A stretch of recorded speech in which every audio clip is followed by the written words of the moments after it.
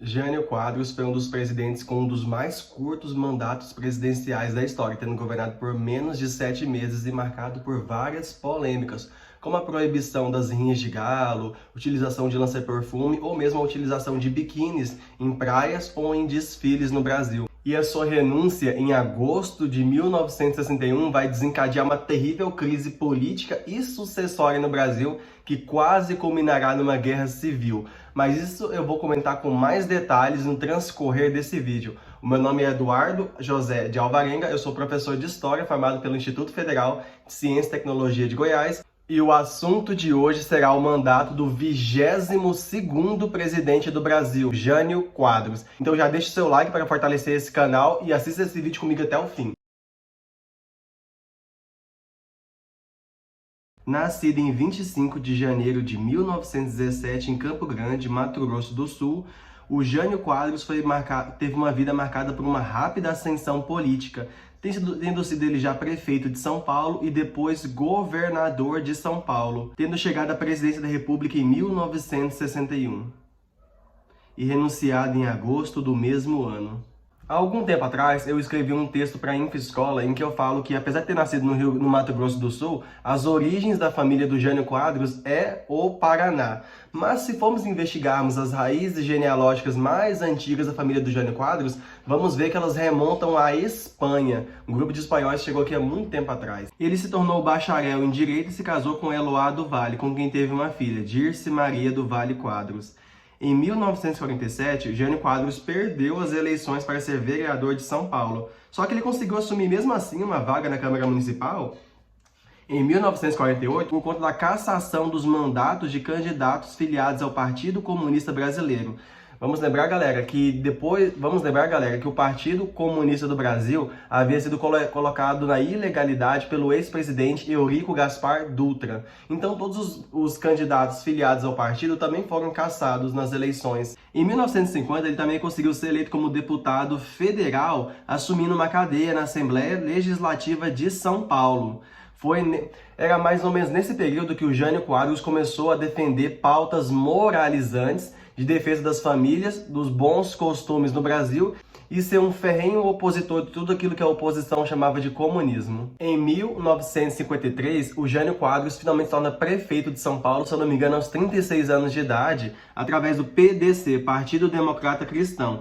E uma das suas primeiras medidas foram demitir vários funcionários públicos na época. Conhecido pelo seu estilo excêntrico, em 1955 ele se tornou finalmente governador do estado de São Paulo. A família do Jânio Quadros sempre esteve ligada à política, o que o permitiu ter acesso a um capital político desde cedo, o que facilitou o seu processo de galgar cargos públicos e o que catapultou sua vida política, e o tornou um político com rápida ascensão em cargos públicos. Esse ano de 1955 é um ano conturbado no Brasil, porque é o mesmo ano em que o Juscelino Kubitschek está tentando assumir o cargo de presidente da República com fortíssima oposição da UDN e de setores do Exército que o identificavam com o getulismo e que iam impedir de chegar ao poder no Brasil. Mas o Juscelino Kubitschek já era o presidente do Brasil e o Jânio Quadros era, na época, então, governador de São Paulo.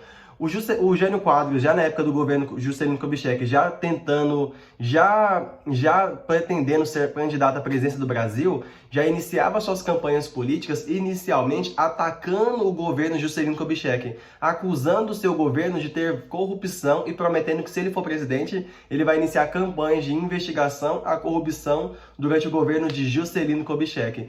E no ano de 1960, quando o governo de Juscelino Kubitschek está chegando ao fim, ocorrem as corridas eleitorais para a presidência da República. E o Jânio Quadros se candidata à presidência da República, competindo, por exemplo, contra o general Henrique Teixeira Lott, que tinha apoio dos dois grandes partidos da época, o PSD e o PTB. Mas Jânio conseguiu ganhar as corridas presidenciais graças ao Movimento Popular Jânio Quadros, MPJQ, que lançou o slogan Jânio Vem Aí, e também a famosa música ou jingle Varre, Varre, Vassourinha, que era uma referência a varrer a corrupção. Essa música Varre, Varre, Vassourinha foi uma das grandes responsáveis por conseguir com que o povo gostasse do Jânio Quadros, porque é uma música que falava sobre varrer a corrupção e também é uma música que grudava na cabeça.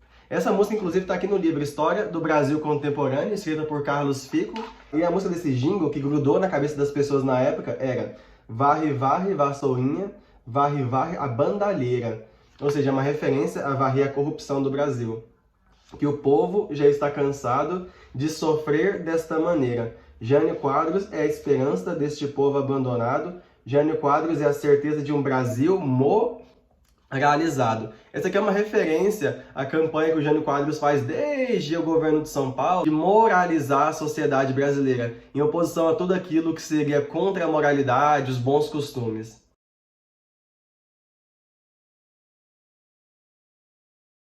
No dia de sua posse, Jânio fez violento discurso contra Juscelino Kubitschek.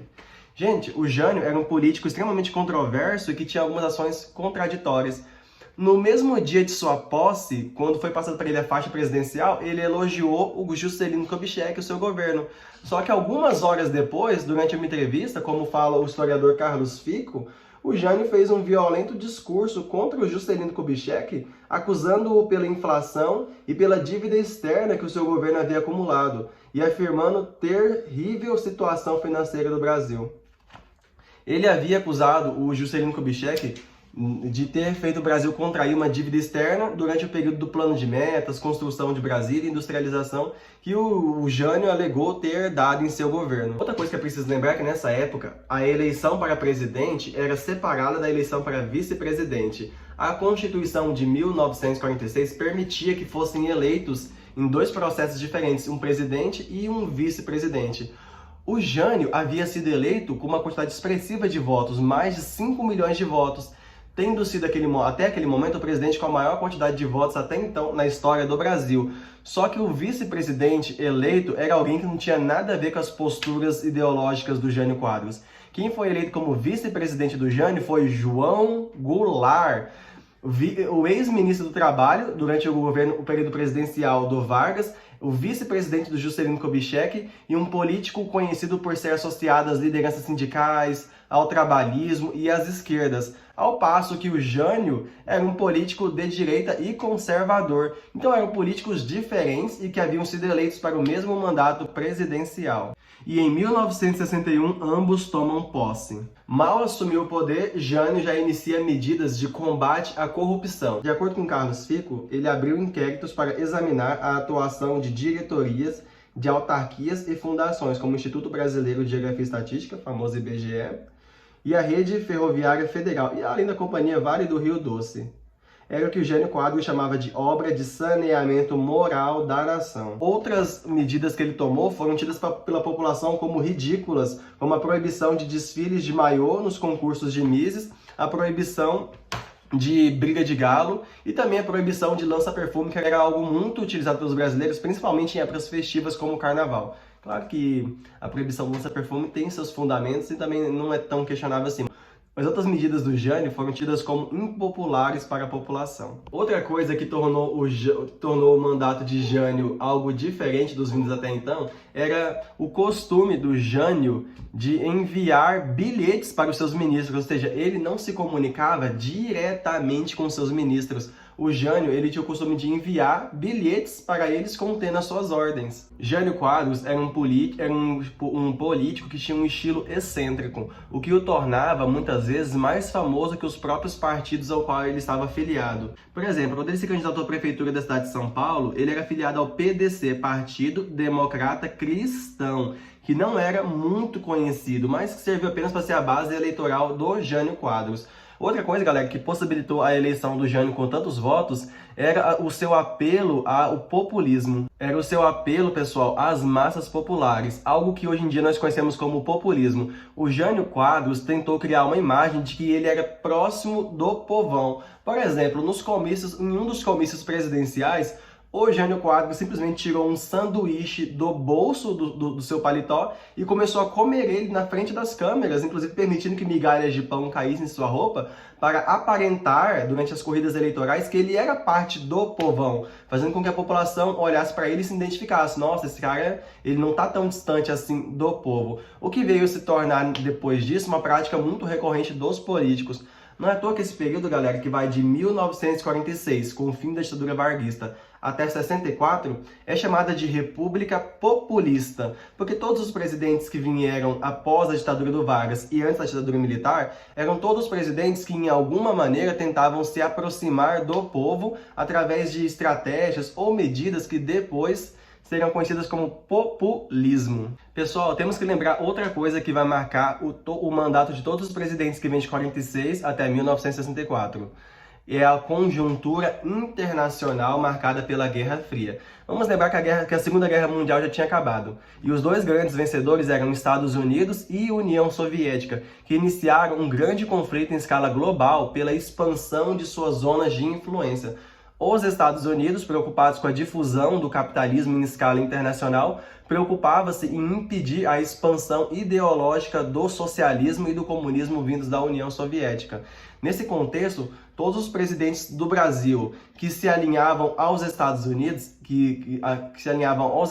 acabavam tendo mandatos mais tranquilos. Ao mesmo tempo que nós veremos que presidentes ideologicamente mais associados às esquerdas e possivelmente aos países do bloco socialista liderados pela União Soviética acabavam não terminando os seus mandatos, como era o caso, por exemplo, do João Goulart aqui no Brasil, que vai ser derrubado por um golpe de Estado em 64. A maioria dos países do mundo naquela época, eles se alinhavam ou ao bloco socialista liderado pela União Soviética ou se alinhavam ao bloco capitalista liderado pelos Estados Unidos.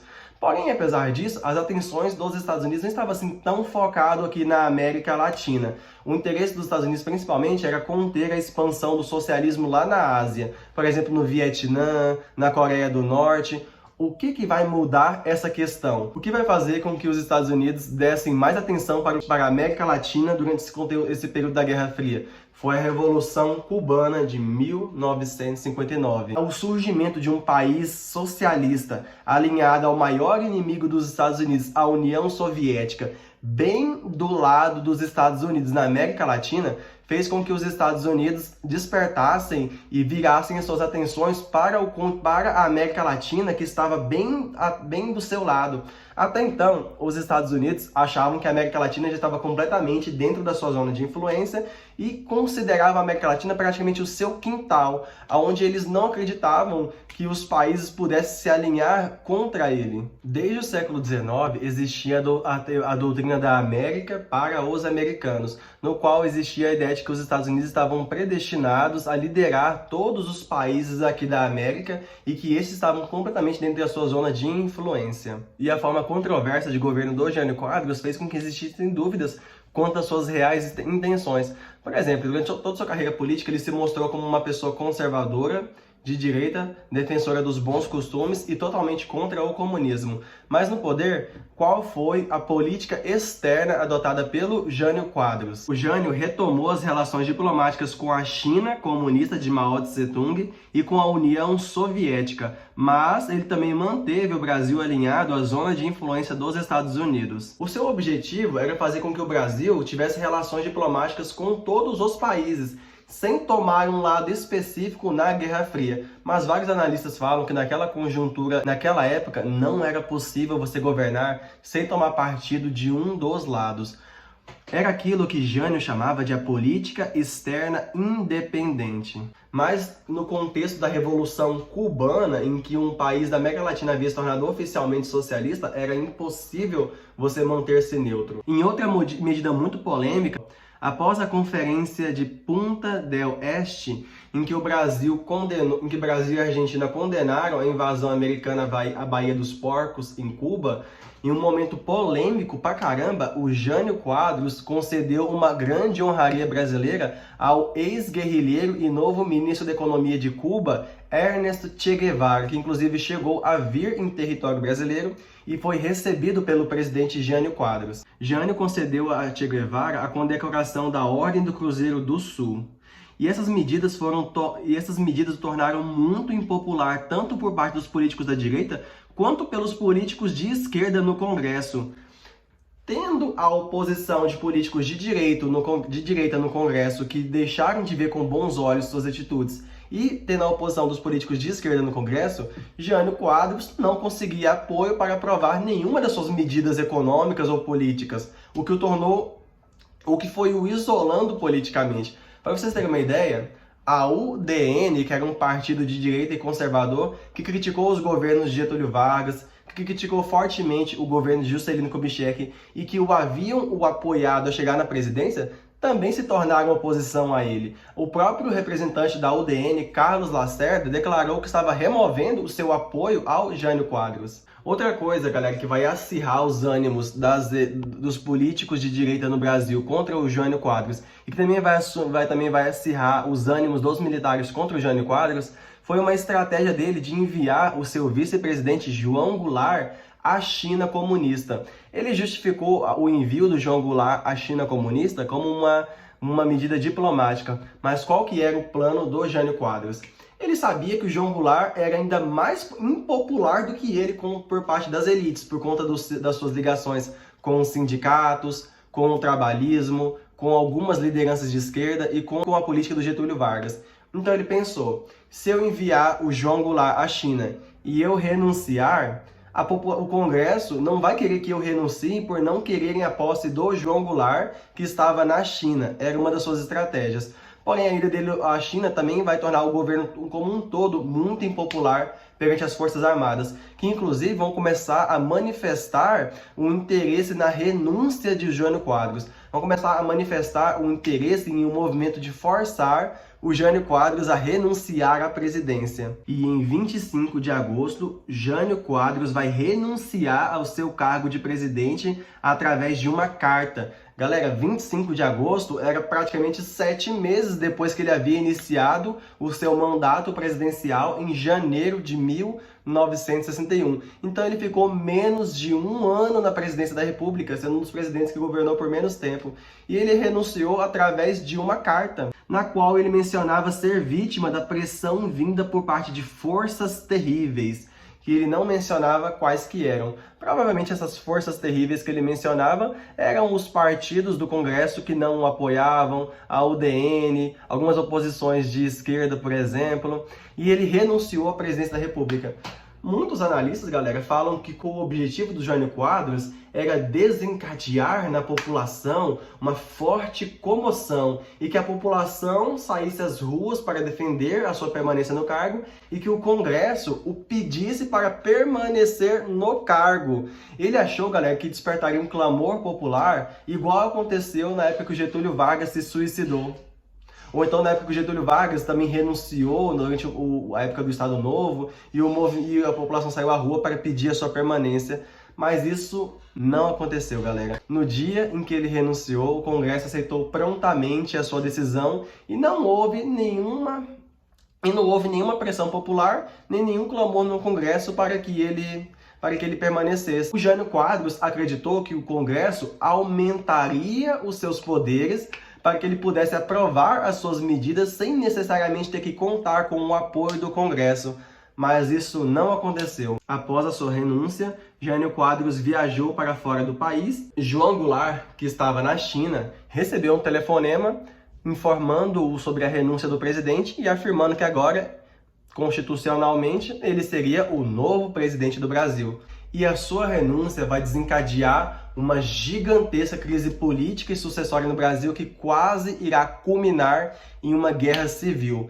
As classes médias, as elites do Brasil e o exército eram completamente contra a posse de João Goulart, devido à sua identificação com as forças de esquerda, com lideranças sindicais, com o trabalhismo herdado do Getúlio Vargas.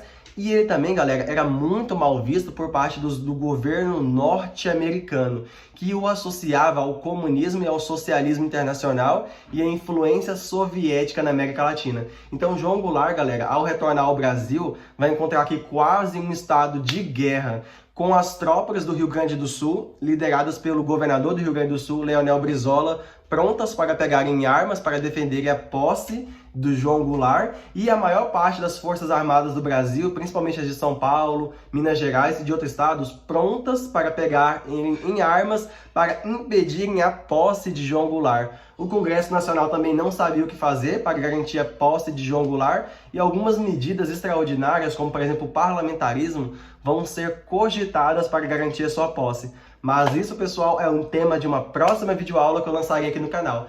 E se você gostou desse vídeo, peço que, por favor, deixe o seu like para incentivar o trabalho aqui do canal e que você se inscreva para receber semanalmente vídeos de história, economia, geopolítica e outras ciências humanas que podem te ajudar tanto nas provas escolares quanto em concursos públicos, vestibulares e para o seu próprio crescimento pessoal. Agradeço a você que assistiu o vídeo até aqui. Até a próxima e valeu!